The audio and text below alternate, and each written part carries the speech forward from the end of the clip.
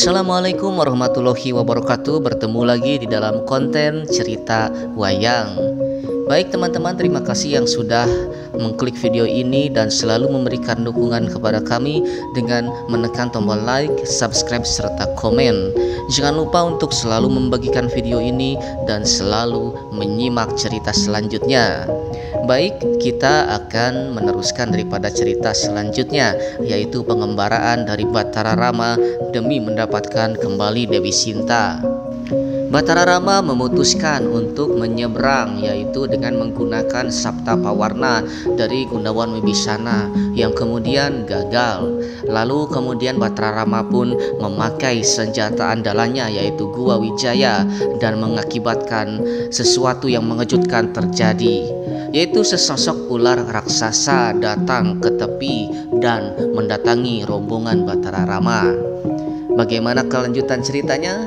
Jom kita saksikan sama-sama. Batara Rama serta semua pasukan Wanara tentu saja merasa sangat kaget kedatangan seekor ular besar, yaitu berbentuk naga yang keluar dari dalam dasar lautan. Kemudian naga itu pun menanyakan kepada rombongan mereka siapa yang memimpin dan apa yang mereka lakukan. Kemudian Batara Rama pun maju dan kemudian sang naga pun mengenali sang Batara Rama. Sang naga mengenali dari cahaya Wisnu yang berada di dalam dirinya dan langsung mengenali bahwa dirinya adalah Batara Rama, sang titisan dari Batara Wisnu. Lalu kemudian sang naga pun memperkenalkan dirinya bahwa dirinya adalah Sang Hyang Naga Baruna. Naga Baruna lalu menjelaskan bahwasanya efek dari senjata Gua Wijaya yang dia anclumkan ke dalam laut dan membelah lautan ternyata telah membuat efek yang sangat buruk bagi lautan. Banyak rakyat-rakyatnya, yaitu di dasar lautan, yang menjadi korban meninggal hingga tewas. Kemudian Naga Baruna pun mencari solusi bersama Batara Rama agar menyelesaikan urusan ini. Lalu kemudian Batara Rama pun memberikan kesembuhan kepada semua makhluk lautan yang dilukai oleh alatan senjata Gua Wijaya. Lalu kemudian Naga Baruna pun bertanya kepada Batara Rama apa yang hendak dia lakukan dengan membelah lautan.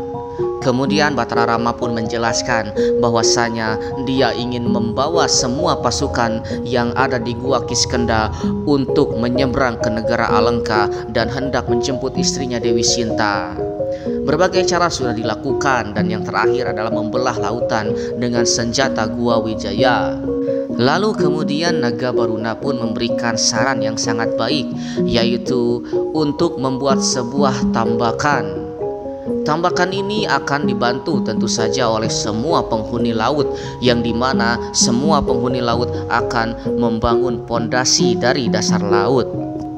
Pondasi itu apabila sudah muncul ke permukaan, lantas kemudian dibangun oleh para pasukan Wanara, dan jembatan pun atau tambak pun bisa diseberangi dengan segera. Kemudian Batara Rama pun menyetujui apa yang disarankan oleh Naga Baruna dan mulai membangun sebuah tambakan yang sangat besar. Dan tentu saja proses itu pun terjadi atas kerjasama para Wanara dan segenap warga di dasar lautan.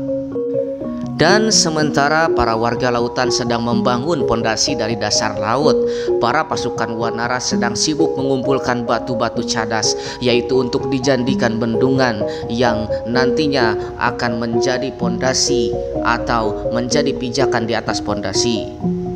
Kemudian mereka pun mulai membongkar gunung dan mengambil batu-batu yang sudah tersedia di puncak gunung.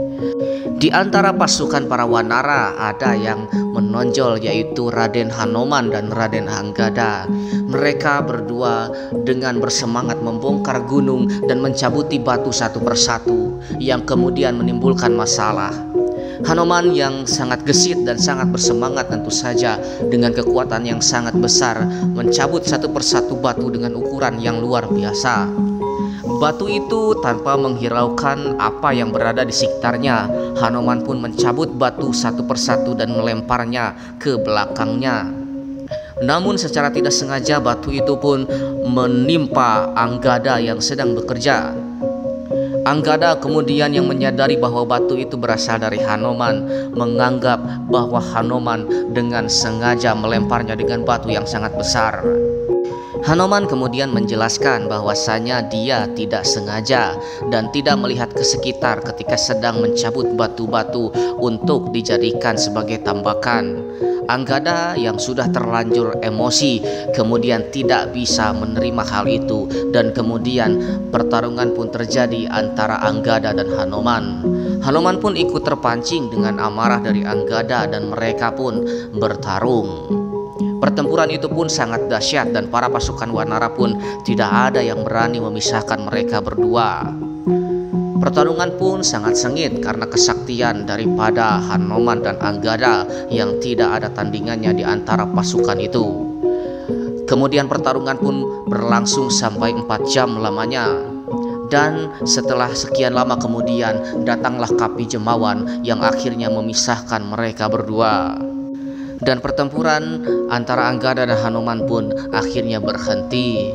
Kemudian mereka pun para Wanara kembali melakukan pekerjaan mereka masing-masing, dan tiba-tiba ada laporan dari seorang prajurit yang menemukan sebuah batu yang aneh. Batu itu tidak terlalu besar namun sangat susah untuk dicabut. Lalu kemudian memberikan laporan kepada Hanoman dan Anggada. Dan kemudian tanpa lama berselang Hanoman pun langsung mencoba mengangkat batu itu. Dengan sekuat tenaga Hanoman menggunakan seluruh kekuatannya namun tidak bisa mengangkat batu itu. Kemudian Anggada pun mencoba mengangkat batu itu dan benar saja tidak bisa terangkat sama sekali. Jangankan untuk terangkat, bahkan untuk berpindah seinci pun batu itu tidak bisa. Lalu kemudian mereka pun memikirkan cara selain daripada mengangkatnya. Mereka pun mulai mengikis tanah dan bebatuan di sekitar batu itu agar dimaksudkan batu itu supaya dapat jatuh ke dasar gunung. Batu itu terdapat di atas gunung yang lumayan tinggi yang dapat membahayakan apabila menimpa para pekerja di bawahnya. Lalu sedikit demi sedikit dan kemudian batu itu pun mulai bergeser karena tanah dan bebatuan di sekitarnya mulai dikikis oleh para pasukan Wanara. Namun kejadian yang sangat aneh pun terjadi. Batu yang sangat berat tadi yang tidak bisa diangkut oleh siapapun tiba-tiba jatuh. Jatuhnya batu ini sangat mengejutkan para pasukan karena jatuh dengan cara melayang. Batu itu melayang seolah-olah ringan seperti kapas dari atas gunung menuju dasar gunung. Lalu kemudian kembali menancap di dasar gunung dan tidak ada siapapun yang bisa mengangkatnya kembali.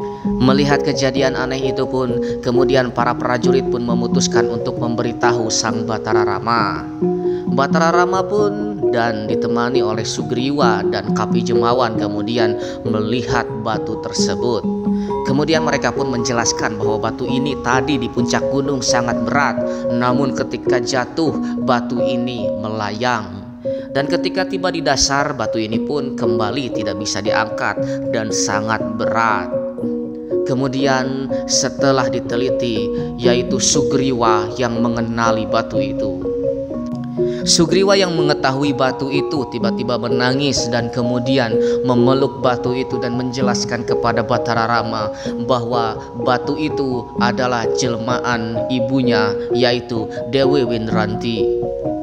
Dewi Winranti yang melakukan kesalahan kemudian disapa oleh sang ayah, yaitu Resi Gotama, hingga menjadi sebuah batu. Kemudian batu itu pun disingkirkan oleh sang Resi Gotama dan melayang ke angkasa, kemudian jatuh di sekitar Gunung Mahendra.